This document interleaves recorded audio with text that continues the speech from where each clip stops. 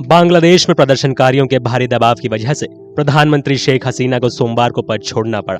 आरक्षण के खिलाफ स्टूडेंट के नेतृत्व में लाखों लोग सड़क पर उतर आए। ये प्रदर्शनकारी 1971 के वॉर हीरो के परिवारों को सरकारी नौकरियों में 30% का आरक्षण देने का विरोध कर रहे थे।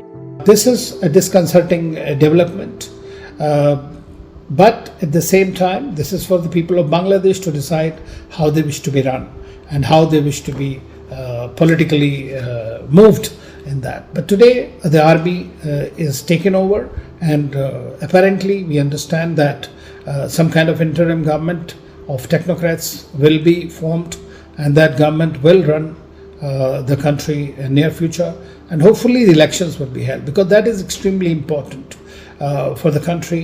Because if the army continues to or wishes to continue in power, like it does have a history of coups and others, and then we might see a bigger problem in the country and the region. जुलाई के अंत में Dhaka university में student और police के बीच झड़प के बाद विरोध प्रदर्शन शुरू हुआ था। स्टूडेंट्स का आरक्षण विरोधी प्रदर्शन जल्द ही सरकार विरोधी प्रदर्शन में बदल गया। प्रदर्शनकारी 30% आरक्षण खत्म करने की मांग कर रहे हैं।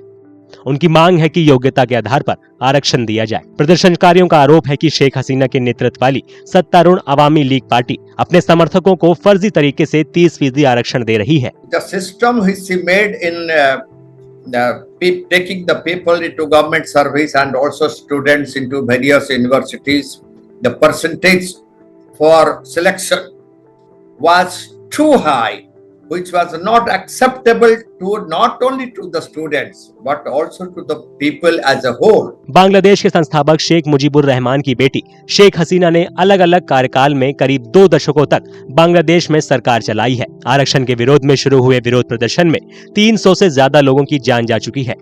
हिंसा में रविवार को 99 लोगों की मौत हुई थी। Well, it's very worrying. First of all, as you know, some 300 lives have been lost since the 1st of July when the trouble started. And that's already been a matter of grave concern to all of us, because Bangladesh is our neighboring country. The people there are our own brothers and sisters, or cousins at the very least. And what happens there affects our neighborhood as well in a very intimate way. Bangladesh is a country surrounded on 3 sides by India, don't forget that. So that's an extremely important concern. पड़ोसी देश में उठापटक का असर भारत में भी दिख रहा है। ये भारत के लिए तनाव बढ़ाने वाला है, क्योंकि भारत पहले ही पाकिस्तान के साथ साथ लद्दाख में चीन से लगी सीमा और म्यांमार बॉर्डर पर तनाव और अस्थिरता से निपट रहा है। शेख हसीना के इस्तीफे के बाद बांग्लादेश में सियासी हालात किस तरह बदलेंगे, इस पर भी भारत की नजर रहेगी। इस बीच बांग्लादेश के सेना प्रमुख वेकर उज जमान ने सोमवार को ऐलान किया कि देश चलाने के लिए एक अंतरिम सरकार बनाई जाएगी।